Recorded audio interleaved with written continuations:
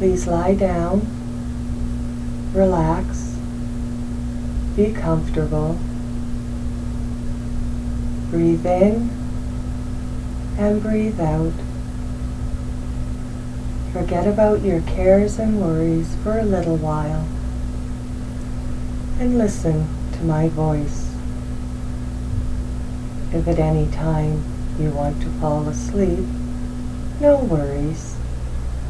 At the beginning of part 2, you'll be given an update, so you won't miss anything. To begin your story, you're at the beach. You're sitting on a sand dune, about 30 feet back from the water.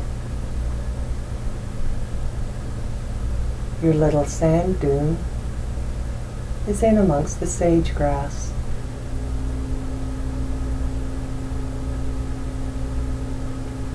The water is calm,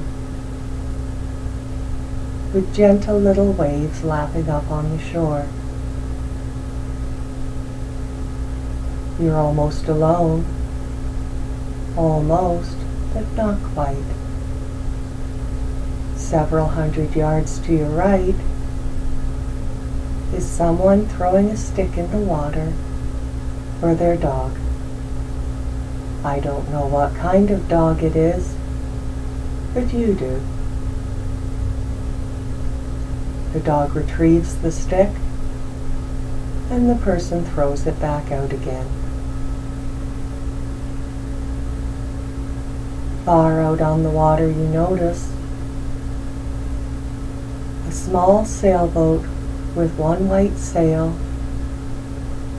going from left to right, calmly and slowly.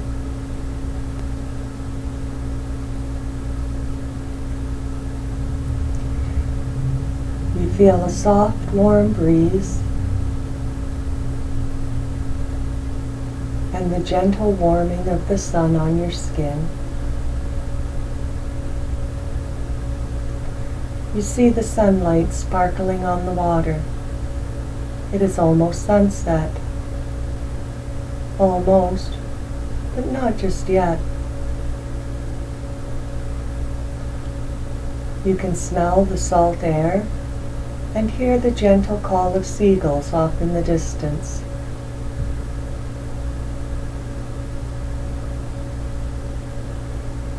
You're sitting completely still. You're breathing deeply and evenly and feel very calm.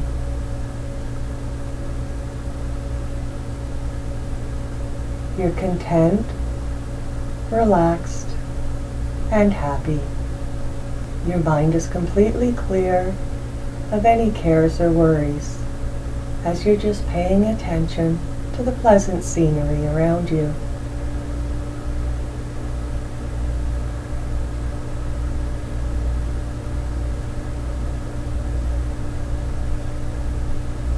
As you sit on your towel on the beach, you notice how warm the sand is and how it's warming your legs, your behind, and your feet.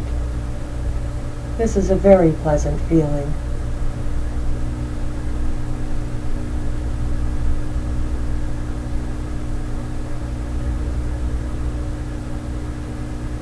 You're aware of how much time you have to relax and enjoy your vacation. You're focusing on nothing in particular, as time slipping by without you having to pay much attention to it.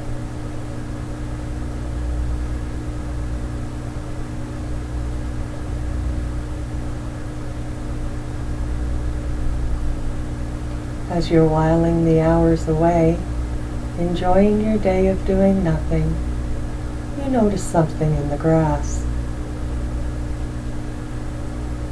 It begins with a sound. To your left, there's a rustling. You look over and see that the grass is moving a little bit.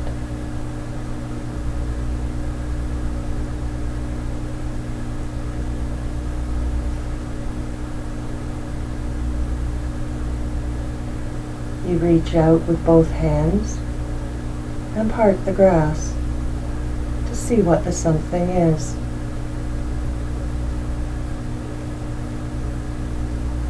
You notice something green and something white.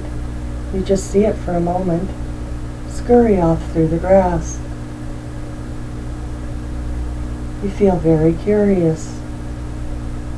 You look up and see the grass is moving and rustling as whatever it is moving away from you.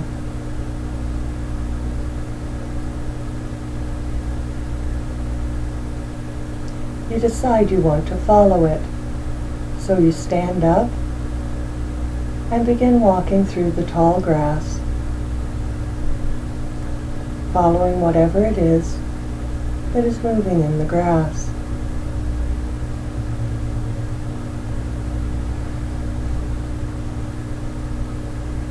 Your feet are treading down the grass as you move past a sign on your left that says, "Please do not walk on the dunes."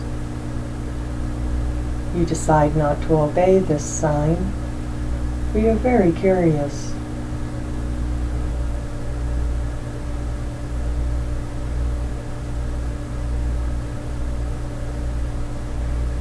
Your attention is very acutely focused on the moving, rustling spot as you follow what's in the grass.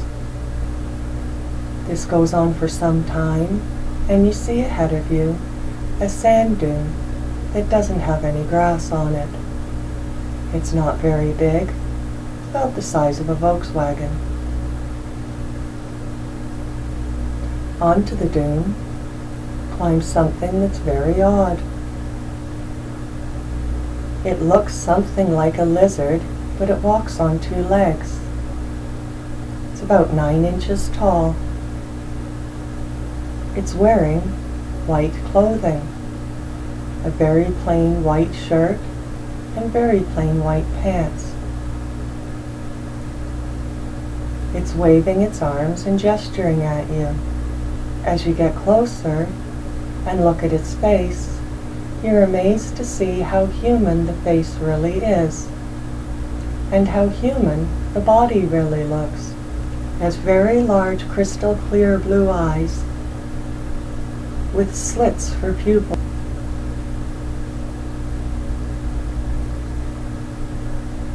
Its nose is turned up somewhat like the nose on a bat. It's waving its arms, and it speaks with a strange hissing whisper to you out of its mouth that's slightly wider than a human mouth and has dark green lips. You cannot understand what it's saying as it runs to the bottom of the sand dune and begins digging furiously. This little thing is very upset. It then stops digging and motions towards you and back to the sand dune and begins digging again. You understand what it is saying.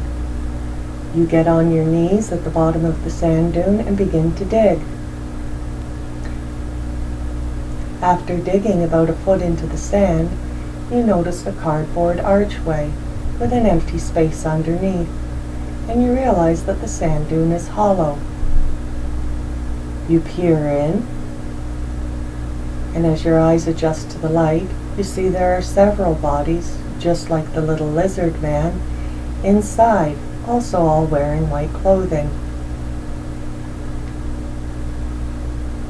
You look back and look at the little lizard man, who runs in.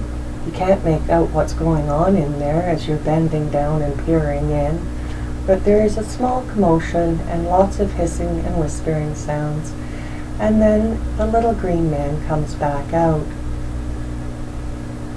He gestures towards his mouth as if he's eating something imaginary, then rubs his stomach, bends over a little bit, looks like he's a little sick, again motions to the people, motions to the people, motions to you, and again looks like he's eating something. You understand that he is hungry.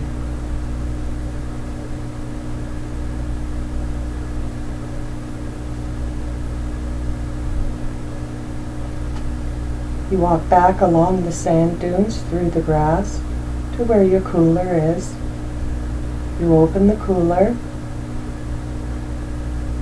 and take out a sandwich that's left over from your lunch. You bring the sandwich back. You put your hand inside the cave, holding the sandwich, and peer in to see several tiny little human-like hands pulling pieces of the sandwich apart and stuffing it in their mouths, and the sandwich is gone very quickly. You pull your hand back, a little frightened that perhaps they'll start to eat your hand, but this doesn't happen. You wait very patiently as one of these creatures comes out. You think it's the first one you did see and looks up with you with his very large, very blue eyes. And in his hand he is finishing chewing a piece of sandwich. When he is finished eating, he begins to motion with both hands towards the opening of the little homemade cardboard cave and motioning back towards you. Then again he motions to the cave and back towards you. Then he struts back and forth as if he's walking, points inside and points at you, and you understand that he wants you to take him, if it is a him, and these other people, if you can call them people, he wants you to take them all with you. You hold up a finger, motioning for him to wait one moment, and you go back across the sand dunes to where your cooler is, and empty out all the contents and put the towel inside. You carry the cooler back to the cave, open it up with the lid down on the sand,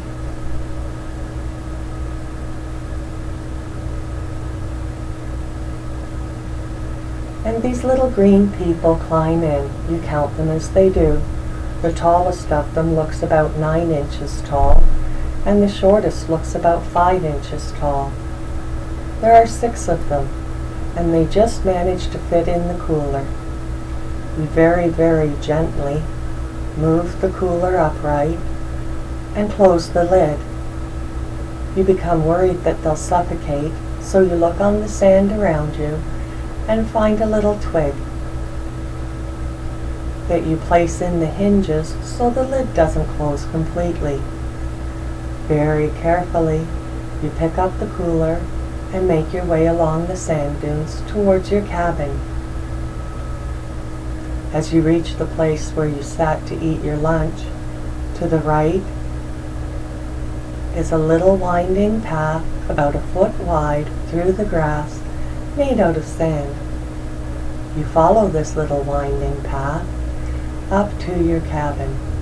It's a very small cabin with a little wooden porch on the front, and to the left you see a square window. Right in the center of the porch you see an old wooden door, and to your right on the porch there's a wooden chair. You go up the steps. There are 4 of them, 1, 2, 3, 4, and you open the old wooden door and you're inside your cabin. To your left is a little piece of countertop with a sink and a tap. Above the sink is the little square window looking out over the ocean, where you enjoy washing your dishes and watching the water. Beside this is a small old-fashioned refrigerator. A couple feet in front of it all is a wooden table about 3 feet by 3 feet with 2 wooden chairs. As you move past this, there is an old, large, overstuffed, soft sofa. In front of it is a brightly colored area rug and an oval wood coffee table. In front of this is a large picture window with white drapes. Between the front door and the sofa is a small door leading to the bathroom.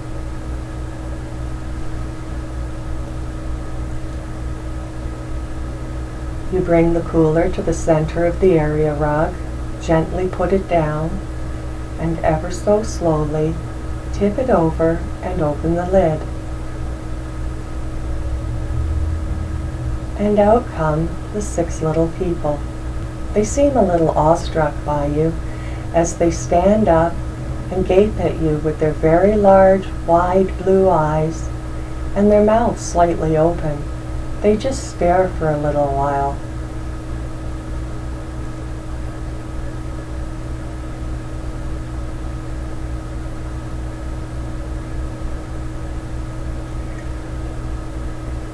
Your attention shifts to the curtains, and you think perhaps this isn't a very good time for them to be open. So you go over to the ones above the sink and close them, and close the ones over the big picture window, blocking out your view of the sand dune, and off in the distance some other cabins much like yours. In the gloom, you make your way to the front door and flick the light switch, and in the center of the room overhead the light turns on so you can see your strange visitors. Your first thought is to make them comfortable for their stay, however long that is. You look back to your little visitors, and they are sitting cross-legged in a circle, looking very calm. They are speaking to each other in their strange, hissing, whispering voices, and don't look too upset by all that is going on. In your mind, you begin to make a list of things you can do to help them. In your kitchen area, to the right of the cupboards under the sink, is 3 wooden drawers. You open the middle one, and it is full of tea towels, clean and neatly folded, and some neatly folded dishcloths. You take them out and you bring them to the little people. You put them down and motion towards them, and the little people begin arranging them in a circle in the middle of your area rug. In your kitchen cupboard above the sink and to the right, you open it and you take out a plate. You place the plate on the wooden table and go to your refrigerator. Opening the refrigerator door, you look inside and begin deciding what you should give them to eat. You have 2 apples. You take out one and put it on the table. There's a bag of ready-made salad. You take that out, take a handful, and put it on the plate. And put the bag back in the refrigerator.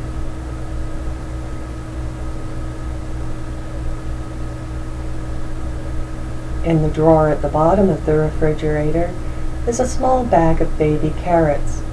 You take 2 of these out, place them on the plate, and put the bag back in the refrigerator.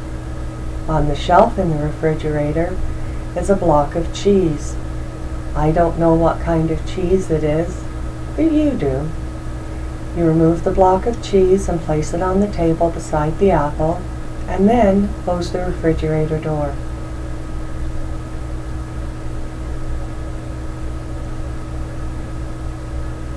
You open the cupboard that is above the sink and to the right, and there's a box of crackers. You take out 2 crackers and place them on the plate and put the box back away in the cupboard.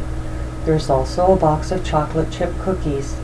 You take 2 out, place them on the plate, and put the cookies back.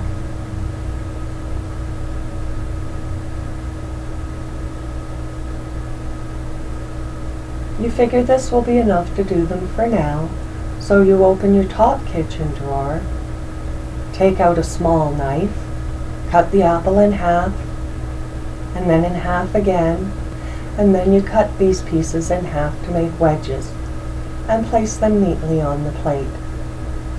You unwrap the block of cheese, cut a slice off of that, cut the slice into cubes, and put that also on the plate. You wrap the cheese up, place it back in the fridge, place the knife on the table, and bring the plate over to the people who are sitting in a circle and have made 6 little beds out of the tea towels. 6 tea towels folded in a row and 6 washcloths folded as pillows. There are still 2 tea towels and a washcloth left over that they have placed off to the side. You place the plate in the middle of the circle, and the people begin to take pieces of the food and eat it hungrily. The sandwich mustn't have been enough for them. They don't eat for very long this time and place the food back on the plate. You move the plate off to the side beside their little beds and search around the house for what else you can get for them. You think they may be thirsty now, so you open the cupboard above the kitchen sink and to the left, and on the middle shelf are some bowls. You take out one of the bowls, fill it with water, and put it in the middle of the circle. And yes, they are thirsty. They all use their hands to scoop water up to their mouths and have a drink. They do not crowd or push, but you can tell they are very thirsty. You think, what else can I do to help them? You go into your bathroom. To your right is a small vanity with a mirrored cabinet above it. Just beyond that, to your right, is your toilet. To your left is a shower stall. And just past that are some shelves where you have stacked bedding and towels. You look at your stacks of hand towels and you count them, and you have 8 of assorted colors. You carry these hand towels in to the people and place them beside their beds. And then, in what you believe is a stroke of genius, you make your way around your little visitors to an end table beside your overstuffed couch. This end table has a cupboard in it, and when you open the cupboard, there is some of your clothes stored in there. You take out all of your socks and place them in a pile in front of the end table where you know that your people can get at them. You make sure they're not bald and that none of them are in pairs, and you fluff them up playfully and smile at your guests. You notice your windows that there's very little light coming through the drapes now, as it is getting dark outside and the day is almost ended. Your attention is called to the door, and there is, standing, one of the little green people. You believe it's the one that you followed to find the cardboard cave. He's standing by the front door and pointing at himself and making a strange hissing sound that sounds like Hedka, Hedka, Hedka. You understand this is his name, so you point to yourself and say your name, and he nods and points to the door. You watch him very intensely, trying to understand what it is he's getting at. He's pointing at you, himself, and the door, and again at you, himself, and the door. And you understand that Hedga wants you to take him outside. Hanging on a hook beside the door is your jacket, as you believe it's starting to get cool out. You can't find your shoes right away, so you slip on your favorite slippers. On a shelf above the hook where your jacket is hung is a flashlight. You think that will come in handy too.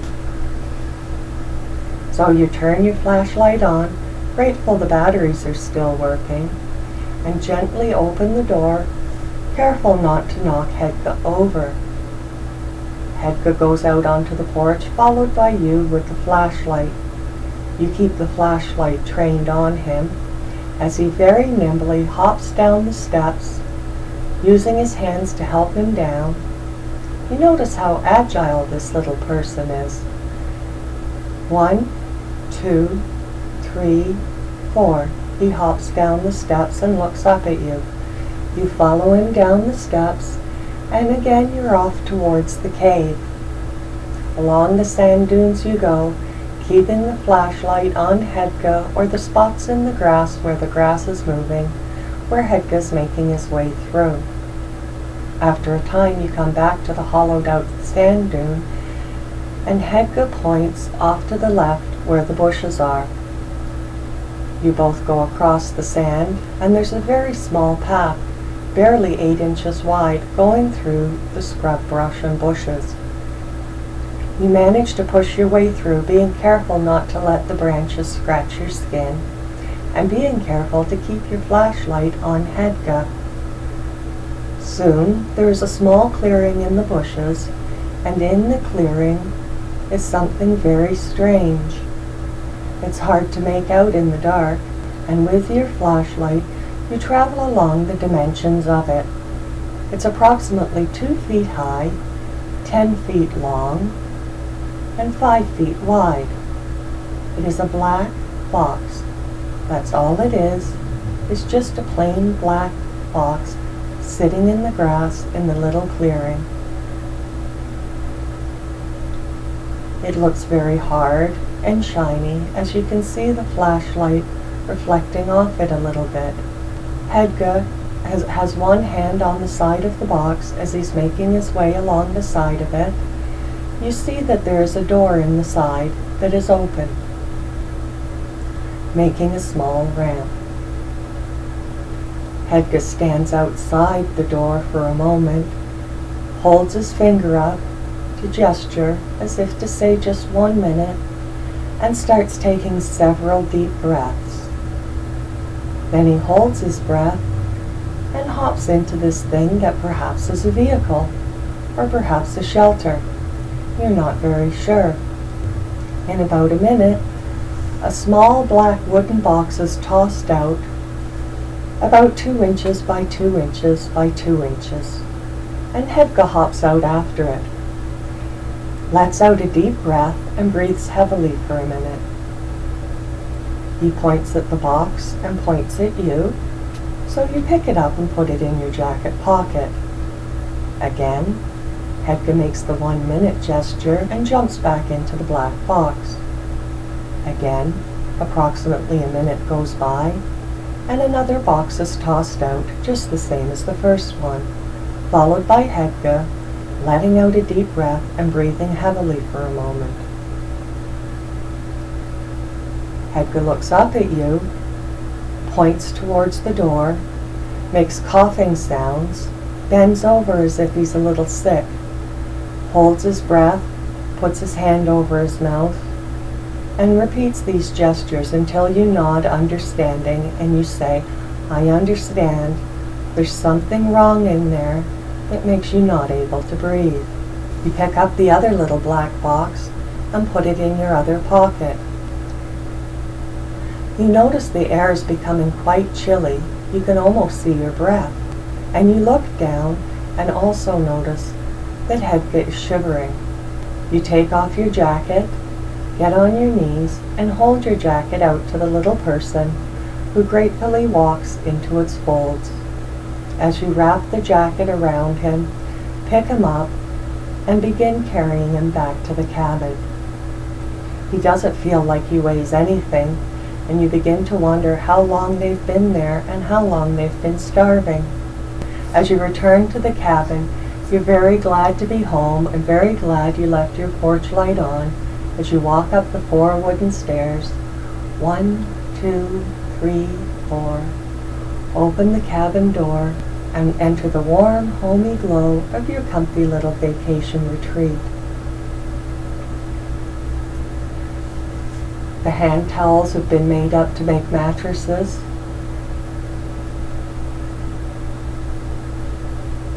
The washcloths are still pillows, and the tea towels have become blankets. Off to the side, the other people are sitting in a circle, using hand gestures and strange whispering noises to communicate with each other. They stand up and wave hello as you bring Hedga over, wrapped in the jacket, and you let him climb out onto the carpet, where he is hugged and greeted by his friends. You're not sure if they're male or female. It's very hard to tell looking at them. This is where you get a great idea for your socks. You notice also that the other people look like they might be cold as well. In your kitchen, to the right of your sink in the top drawer, is a pair of scissors. You take these out and put them on the wooden table. Then you get 6 of your softest socks. Bring them to the table and sit down. You cut off the tops of your socks where you put your foot in until they are almost as long as your people. You cut head and armholes in them. The people come over and gratefully accept their new warm clothing that they put on over their white shirts and white pants, and they look a lot more warm and comfortable, and this makes you feel very good about yourself.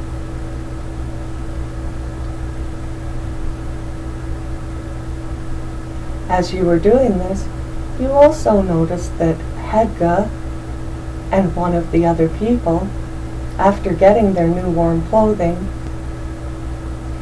had managed to open the boxes and had taken some things out.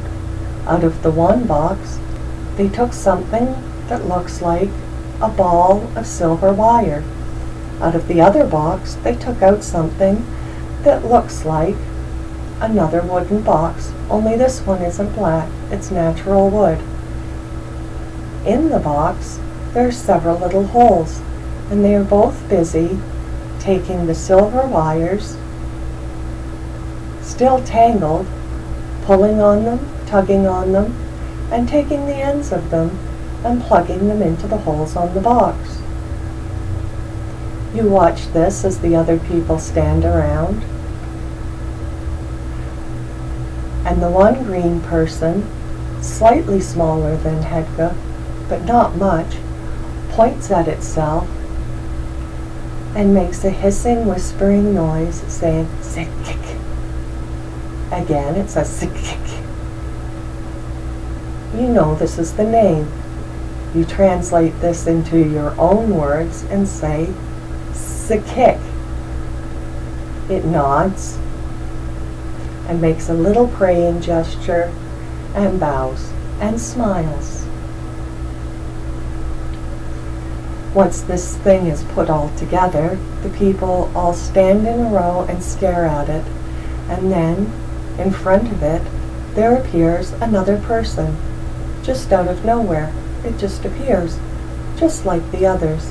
This one is slightly taller, perhaps 10 inches tall. It also makes hand gestures and strange hissing, whispering noises.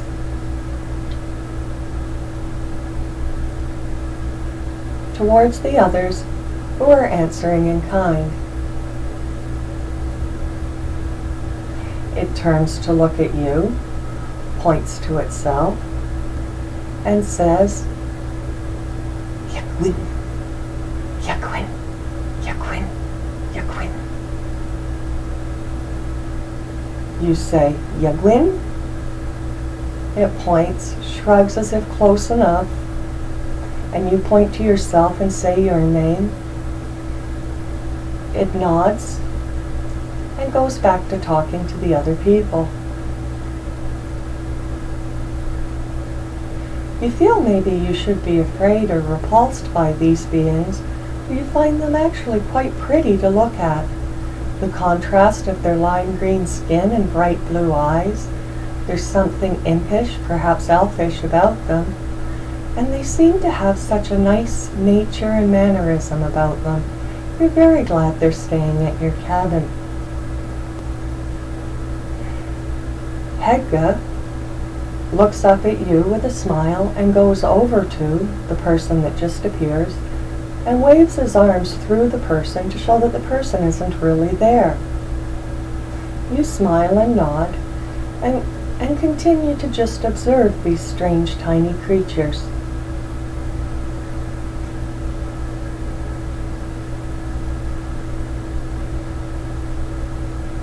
They get in a line behind Hedga, and one by one make a hugging gesture around the image of the person that is standing there.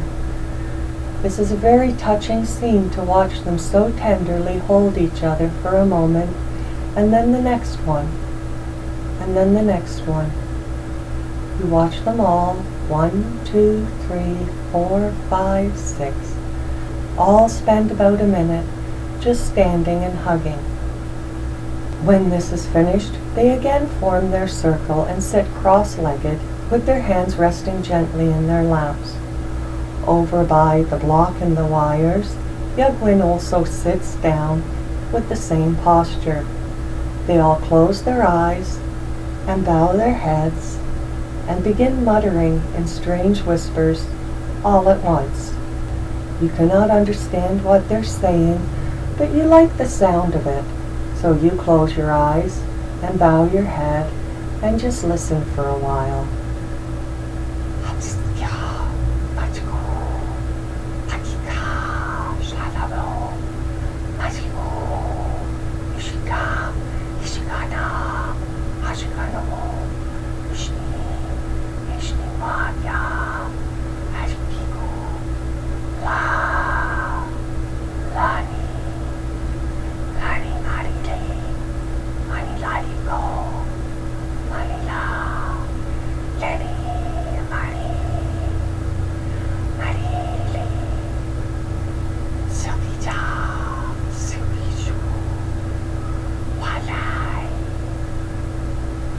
You listen to the sound for some time and you find something very, very calming about it.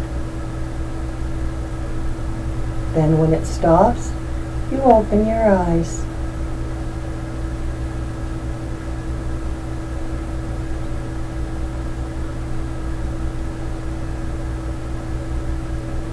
All the people begin again, very gently hugging each other, holding each other's heads in their hands and just looking at each other in a very kind and loving manner.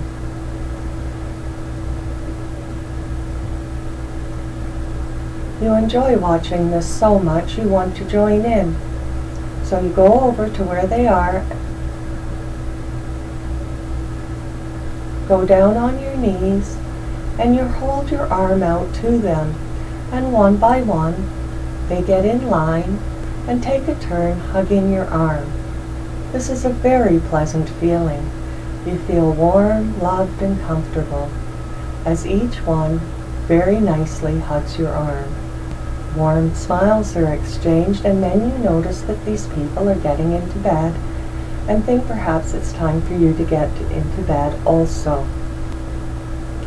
On your overstuffed couch, there is a pillow and a comforter for you to sleep, as this is a very tiny cabin. And in your bathroom, on the bottom shelf, are your pajamas. You go into the bathroom, take off your clothes, and get into a nice warm set of flannelette pajamas, as it's getting slightly cool in the cabin. You go to the front door, put your hand on the light switch, look to make sure everybody's in bed, and they are, 6 of them all in a row of assorted sizes, lying with their little heads on the pillows, under their little blankets, wearing their little cut-up sock pajamas. Before you go to bed, there's one more problem that needs to be solved. They haven't mentioned it. Perhaps they're too polite, but you realize they might have to go to the bathroom.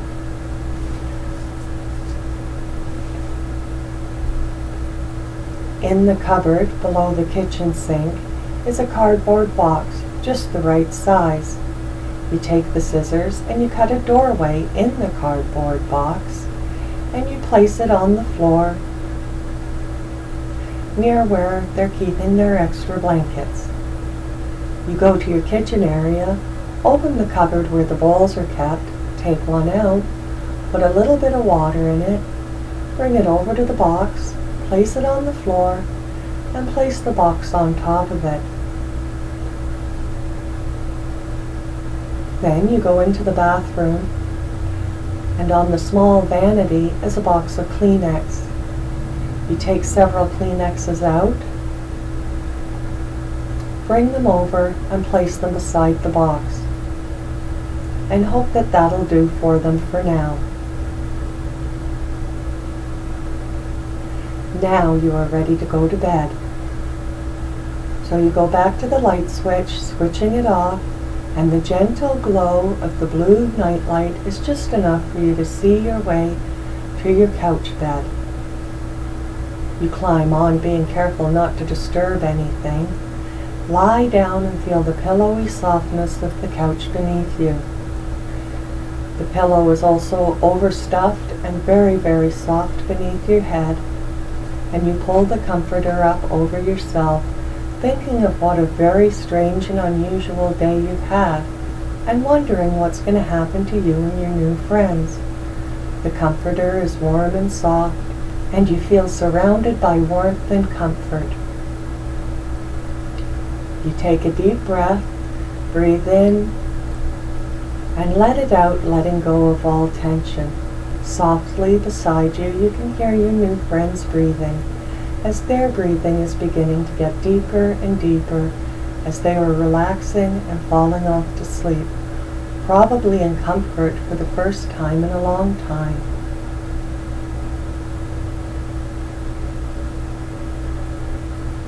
You feel warm, loved, and comfortable as you're drifting off to sleep. But before you do, you whisper very softly, "Good night." And your heart jumps a little bit as you hear all 6 of your new friends whisper back at once, "Good night." And you smile to yourself and know that this has been a very good day. As you're drifting off to sleep yourself in your own bed, in your own world,